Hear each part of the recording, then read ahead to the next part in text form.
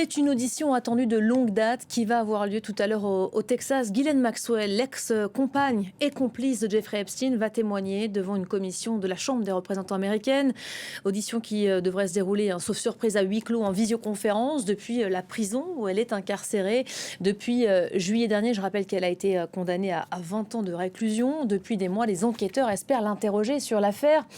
Mais pas certain qu'ils obtiennent des réponses aujourd'hui. Les avocats de l'unique protagoniste encore en vie a fait savoir qu'elle comptait user de son droit au silence tout à l'heure. On va aller plus loin avec vous, Tristan Cabello. Bonjour, historien spécialiste des États-Unis, maître de conférence à Johns Hopkins. Vous habitez d'ordinaire à New York et vous êtes de passage à Paris pour présenter notamment votre prochain ouvrage, La victoire de Zohran Mamdani à New York, un laboratoire pour la gauche.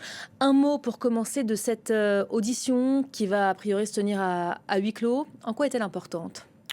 Bon, c'est largement du théâtre politique, finalement. C'est-à-dire que Ghislaine Maxwell ne va certainement pas dire grand-chose. Elle va invoquer son droit à rester muette et à ne pas s'auto-incriminer. Elle en a tout à fait le droit, d'ailleurs, et ses avocats l'ont dit, qu'elle allait utiliser ce système. Bon, c'est un théâtre politique qui sert les intérêts de Donald Trump, de Ghislaine Maxwell, des démocrates, des républicains. Ils ont tous quelque chose, finalement, à y gagner, mais ça n'est pas cet après-midi qu'on va apprendre grand-chose sur cette affaire Epstein, ou en tout cas une audition dans laquelle on va avoir des nouveautés. Pour moi, c'est un écran de fumée, c'est très clairement un écran de fumée, mais c'est un écran de fumée qui sert à peu près tout le spectre politique. Est-ce que vous pouvez expliquer à nos téléspectateurs ce droit au silence qu'il est possible d'invoquer comme ça aux États-Unis, l'article 5 de la Constitution ? On dit « je ne dirai rien, pas un mot », oui, ça c'est possible. C'est tout à fait possible, mais il faut quand même noter que Ghislaine Maxwell voulait parler. Elle a demandé une immunité dans ce comité pour Elle a essayé de faire parler. un deal. Voilà, elle a essayé de faire un deal, et il faut savoir que les députés, les congressmen, aussi bien républicains que démocrates, lui ont dit non. Donc, ce soir, cet après-midi, elle va donc invoquer le 5e amendement. C'est très, très commun aux États-Unis. C'est-à-dire qu'on a le droit de ne pas répondre à des questions si elles sont incriminatoires. Et donc, elle va certainement utiliser ce système. D'ailleurs, c'est le système que Jeffrey Epstein avait utilisé très longuement dans les nombreuses dépositions qu'on a de lui. Il invoque souvent, d'ailleurs, dans des questions en rapport avec Donald Trump, le 5e amendement. Et il demande à rester silencieux. On va regarder qui est cette femme dont on parle beaucoup quand on évoque l'affaire Epstein. Forcément, on dit d'elle qu'elle était la rabatteuse, celle qui allait chercher, identifier les jeunes filles, puis les convaincre d'œuvrer au service de son, on ne sait pas d'ailleurs, compagnon, ami, il était un peu tout à la fois pour elle. Qui est aujourd'hui Ghislaine Maxwell et quel était surtout son rôle dans ce scandale ? Les précisions tout de suite en images de Noémie Roche. 2 juillet 2020. Terrée dans une villa du New Hampshire achetée sous un faux nom, Ghislaine Maxwell est arrêtée par le FBI. En 2022, elle est condamnée à 20 ans de prison pour trafic sexuel de mineurs et placée à l'isolement.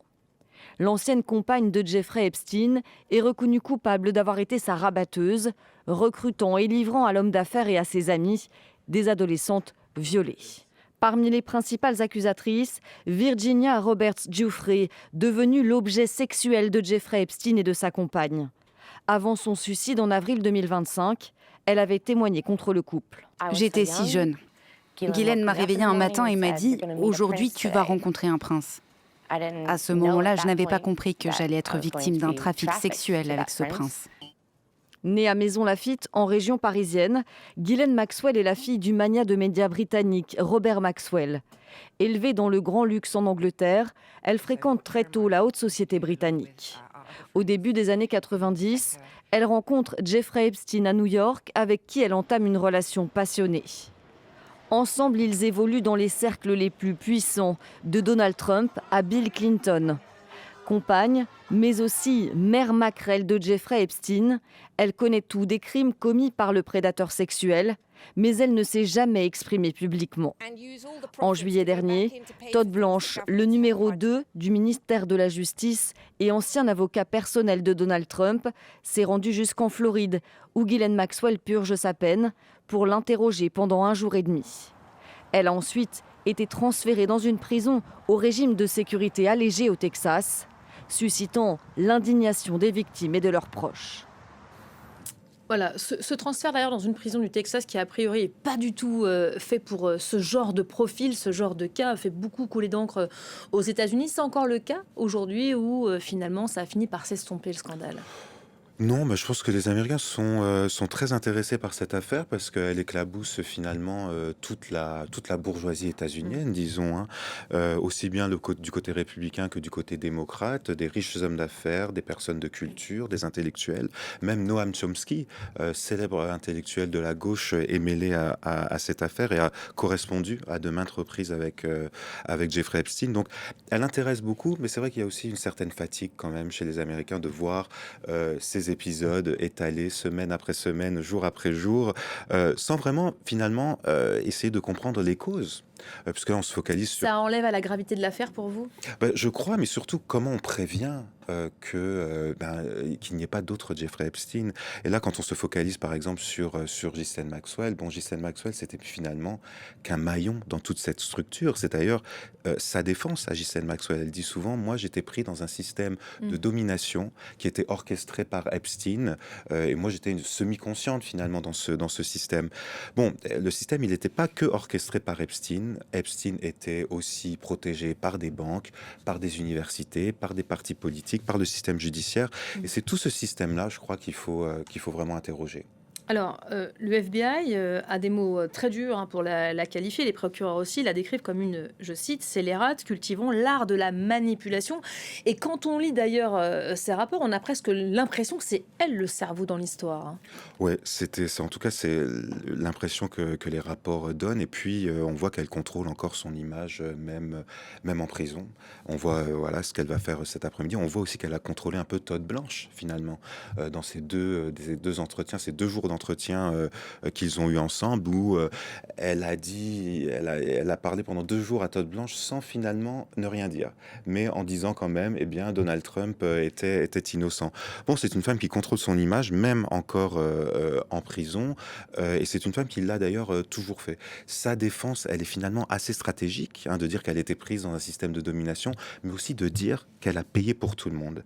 Et ça, il faut bien le dire qu'il y a quand même là quelque chose de vrai, puisque Epstein était mort et c'était la seule survivante de ce système, en tout cas le seul individu qui était encore là. Depuis le suicide, effectivement, je le dis entre guillemets, parce qu'elle n'est pas d'accord avec la notion de suicide, elle pense qu'il a plutôt été éliminé, le suicide de Jeffrey Epstein qui remonte à 2019, elle est effectivement l'unique condamnée vivante pour le moment, et c'est un peu tout l'enjeu de ce dossier, qu'il y ait d'autres condamnations. Oui, c'est ça, c'est exactement ce dont je vous parlais juste avant, c'est-à-dire qu'il faut vraiment interroger les structures qui ont protégé Epstein, et je crois au cœur de ce scandale, c'est vraiment le problème des banques. Il y avait quand même des institutions financières qui ont protégé Epstein, et d'autres institutions, bien évidemment, le système judiciaire, le système des fondations, le système universitaire aussi. Et tant qu'on n'interroge pas ce système de domination, ou en tout cas la manière dont ce crime était systémique, voilà, on va s'attacher à des figures, finalement, des petits maillons dans cette affaire. Ghislaine Maxwell, il n'est pas question tout à fait de déresponsabiliser ce qu'elle a fait. Bien évidemment qu'elle elle est responsable, et puis c'est une criminelle, elle est coupable. Elle est quand même accusée par les procureurs d'avoir participé aux agressions sexuelles, ce qui quand même donne une grosse dimension à son rôle. Elle est tout à fait coupable, mais derrière ce système-là, derrière ces 2 individus, il y avait des structures qui protégeaient. Moi, je crois que c'est beaucoup plus important d'interroger les structures plutôt que de se focaliser sur les individus. Ça, c'est l'affaire dans l'affaire, évidemment. Pour continuer sur Ghislaine Maxwell, elle s'est confiée face à Talk TV en 2023, rare interview qui a été donnée depuis la prison, où elle a un peu changé de posture, elle a adopté une attitude radicalement opposée à celle qu'elle employait durant le procès. Elle s'est présentée comme une grande arrogance durant ce dernier. Là, elle a semblé différente à la télévision, montrant presque des remords, une femme rongée par les remords. Je vais la citer. J'aimerais honnêtement ne l'avoir jamais rencontrée. Voilà ce qu'elle évoquait à propos de Jeffrey Epstein. Le fait que je travaille avec lui et que je passe du temps avec lui et que je le connaisse a détruit ma vie et blessé énormément de gens qui me sont chers et que j'aime. Qu'est-ce que ça nous dit, ça, ce revirement, ce volte-face de cette femme qui était dédié et dévoué à son ancien compagnon avant qu'il ne décède. Oui, ben c'est une tacticienne, je crois, Ghislaine Maxwell.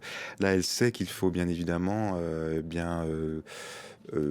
essayer d'apporter une certaine pitié sur elle-même et d'avoir un peu, de générer l'empathie du public. Donc c'est quelqu'un qui sait aussi manipuler et bon, c'est une grande manipulatrice finalement, comme Monsieur Epstein.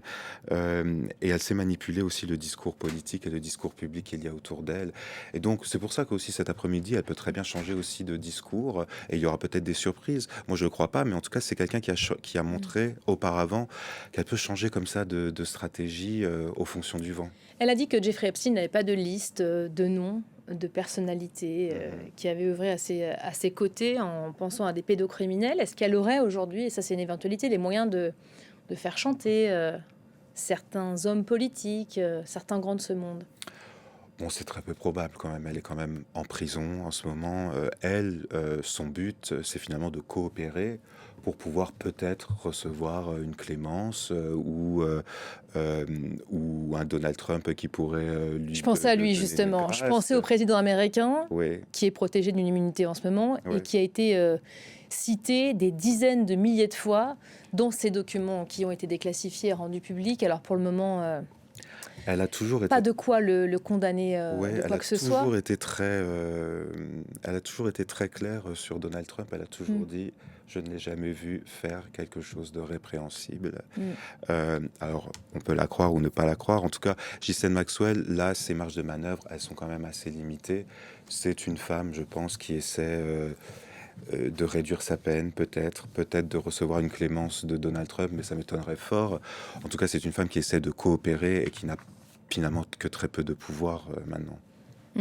Alors, c'est une audition évidemment qui intervient dans un contexte très particulier. On vous le rappelle quand même, le scandale qui a connu des derniers développements ces derniers jours, dont on vous témoigne quotidiennement sur nos antennes. 3 millions de nouveaux documents déclassifiés, rendus publics.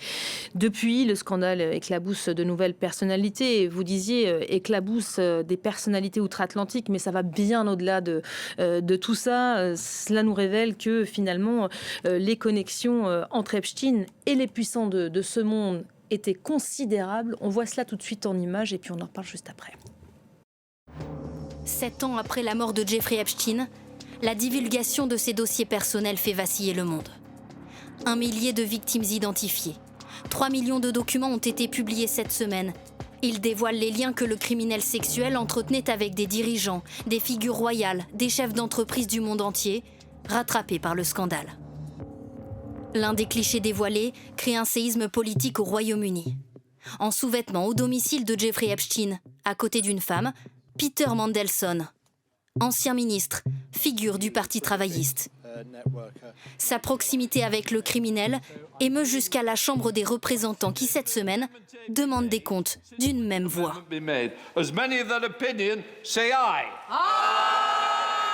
Son domicile est perquisitionné, car parmi les échanges révélés, l'ancien ministre aurait transmis à Jeffrey Epstein des documents confidentiels émanant du gouvernement, comme en juin 2009. Note intéressante destinée au Premier ministre. Trahison du siècle pour certains médias et polémique pour le Premier ministre, son chef de cabinet vient de démissionner. Je suis désolé. Désolé pour ce qui vous a été fait. Désolé d'avoir cru les mensonges de Mandelson et de l'avoir nommé. Jusque-là, c'est une autre figure britannique qui était salie par les révélations. L'ex-prince Andrew, depuis longtemps un très proche du milliardaire. Il est directement accusé d'agression sexuelle sur une femme lorsqu'elle était mineure. Les photos dévoilées cette semaine le montrent avec des femmes allongées au sol. Scandale pour la monarchie britannique. Il s'est vu retirer tous ses titres royaux et vient de quitter définitivement sa résidence royale. Pourquoi Jeffrey Epstein était-il si proche de toutes ces personnalités influentes ? Ami des puissants, il entretenait avec eux des intérêts économiques, leur offrait des avantages. C'est ce dont est soupçonné l'ancien ministre français, Jack Lang. L'entrepreneur Bill Gates reconnaît lui avoir participé à des dîners avec Jeffrey Epstein. Il connaissait beaucoup de gens très riches et il disait qu'il pouvait collecter de l'argent pour la santé mondiale. Avec du recul, c'était sans issue. J'ai été idiot de passer du temps avec lui. Comme beaucoup de monde, je regrette de l'avoir connu. La plupart des personnalités mentionnées dans les Epstein Files affirment qu'elles ignoraient l'activité criminelle du milliardaire américain. Pourtant, il avait déjà été condamné et incarcéré en 2008 pour prostitution de mineurs. La princesse de Norvège le savait-elle? C'est ce que laisse penser cet échange par mail avec Jeffrey Epstein. Je t'ai cherché sur Google après ton dernier email. Je suis d'accord, c'est pas joli. Elle conservera pourtant une intense correspondance avec lui. Une partie de la Norvège est aujourd'hui scandalisée. C'est très maladroit. On dirait qu'ils ont voulu dissimuler cette réalité, mais qu'ils ont dû faire marche arrière avec la divulgation de ces documents. Si Jeffrey Epstein a pu être proche de tant de familles royales, de politiciens, d'entrepreneurs, c'est grâce à sa compagne, Ghislaine Maxwell. Fille d'un patron de presse au réseau démesuré, en témoigne son propre frère. C'est sûr que c'était grâce à Ghislaine que Jeffrey a fait la connaissance de Clinton. Ça montre à quel point elle était introduite dans des cercles importants. Combien de personnalités sont-elles encore impliquées? Les Epstein Files n'ont pas encore livré tous leurs secrets. Certains documents n'ont toujours pas été publiés par le ministère de la Justice américain. Voilà, turbulence particulièrement importante au sein du gouvernement britannique. On l'évoquait à l'instant avec la première démission du chef de cabinet de Keir Starmer. Énième rebondissement, c'était il y a quelques minutes à peine. L'affaire Epstein vient d'emporter le directeur de communication du chef du gouvernement britannique. On va retrouver tout de suite notre correspondante à Londres, Bénédicte Pavio. Bonjour Bénédicte, c'est le dernier développement en date. On a envie de dire que l'étau se resserre autour de Keir Starmer. Oui, c'est totalement vrai. L'étau se resserre encore plus vite qu'on ne le pensait. Ça fait une semaine que le gouvernement est éclaboussé par les révélations du ministère de la Justice américain et ses dossiers Epstein. Et au fur et à mesure que des journalistes ici au Royaume-Uni, en France et de par la planète, regarde et épluche ces dossiers, on découvre certaines choses. Alors subitement, hier, nous avons eu cette démission donc de Morgan McSweeney, bras droit, mais absolument crucial à Keir Starmer, puisqu'on reproche ici beaucoup à Keir Starmer de ne pas avoir cette fibre politique, d'être un technocrate. Et c'est Morgan McSweeney qui l'a aidé à devenir chef du Parti travailliste alors qu'il était en opposition, dans l'opposition, et ensuite a gagné cette importante élection. C'est extraordinaire. Nous sommes en janvier 2026. Eh bien, en juillet 2024, ce même monsieur, ce même Premier ministre, ce même directeur, patron du Parti travailliste, Keir Starmer, ancien avocat, eh bien, lui avait réussi une grande victoire.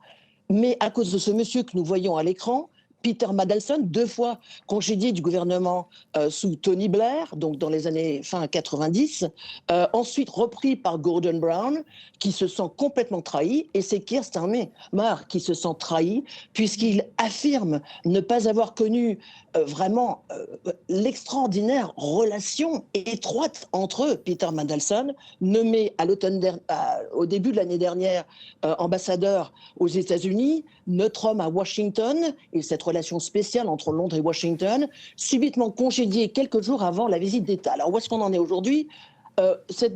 Maintenant, une nouvelle démission, toujours dans son équipe opérationnelle du 10 Downing Street. Maintenant, c'est le directeur de communication, Tim Allen. Alors, ce qu'on se demande vraiment, c'est que est-ce qu'il va y avoir peut-être 1, 2 et d'autres démissions ministérielles ? Pas pour l'instant. Rendez-vous crucial ce soir à 18h, heure de Londres, pour Keir Starmer. C'est à huis clos dans l'enceinte du Parlement. Et ce sera avec ses députés travaillistes. C'est une réunion hebdomadaire, quelquefois où Keir Starmer vient adresser ses députés. Ce soir, il va devoir vraiment les convaincre qu'il peut faire ce qu'on appelle en anglais un reset, et bien avoir une nouvelle équipe et qu'il a le contrôle de son parti. Et jusqu'à présent, ces dernières 24 heures montrent que pour l'instant, il semblerait que ce ne soit pas du tout certain qu'il contrôle ses députés, son parti. Merci beaucoup Bénédicte Pavio. On vous retrouvera peut-être à cette occasion pour faire le point, peut-être d'ici là, d'autres annonces. On voit quand même à quel point cette affaire touche notamment au Royaume-Uni. On a vu les proches de la royauté. On voit maintenant au sein du gouvernement, on en est déjà à 2 têtes qui tombent, et peut-être le Premier ministre, en tout cas, il est en danger. Ça, c'est une certitude. Oui, et les Epstein Files n'ont pas encore complètement parlé, puisqu'il reste vraiment des millions de papiers à publier. Et il faut aussi rappeler que la plupart des papiers qui ont été publiés ont été caviardés. Et chose qui arrive cette semaine aux États-Unis, les sénateurs et les représentants vont pouvoir accéder au département de la justice aux papiers non caviardés, c'est-à-dire au dossier brut finalement. Donc là aussi, avec les noms, les avec photos, les noms, les photos, etc. Ils n'ont pas le droit d'emmener leur téléphone à l'intérieur du département de la justice. Ils peuvent juste prendre un papier et un crayon et faire des notes. Donc c'est vous dire si là on en est vraiment finalement qu'à 40-45% des papers qui sont des files qui sont publiés. Donc il va encore avoir beaucoup de révélations dans les prochains mois et d'autres têtes qui vont tomber. En tout cas aux États-Unis ça commence déjà, puisque comme vous le savez, plusieurs directeurs de cabinets d'avocats ont démissionné. Le fameux Larry Summers a décidé de ne plus enseigner à Harvard, par exemple. Le couple Clinton qui va devoir contraint et forcé de témoigner devant le Congrès. Voilà, et qui demande en plus à ce que l'audition soit publique. Donc voilà, on voit ça que fasse une sorte de jurisprudence aussi et que ça ouvre la voie à d'autres auditions derrière. Exactement, c'est exactement ce qu'ils essaient de faire. Donc voilà, ça ouvre vraiment de nombreuses portes, et je crois qu'on en a vu vraiment que l'écrémage, que la partie émergée de l'iceberg pour l'instant. On connaît le contexte politique outre-Atlantique extrêmement tendu. Comment faire en sorte que cette affaire, ce scandale qui est très sérieux, il y a quand même des femmes qui sont décédées, qui se sont suicidées. Comment faire que cette affaire ne tourne pas en règlement politique? On voit la tentation entre républicains et démocrates aujourd'hui. Oui, enfin, quand même, les républicains et les démocrates, je crois, au Congrès, avancent dans la même direction quand même. Je crois qu'ils essaient quand même de faire la lumière. Alors, autant qu'ils le peuvent, finalement, ce comité n'a pas beaucoup de pouvoir. Il faut quand même le rappeler.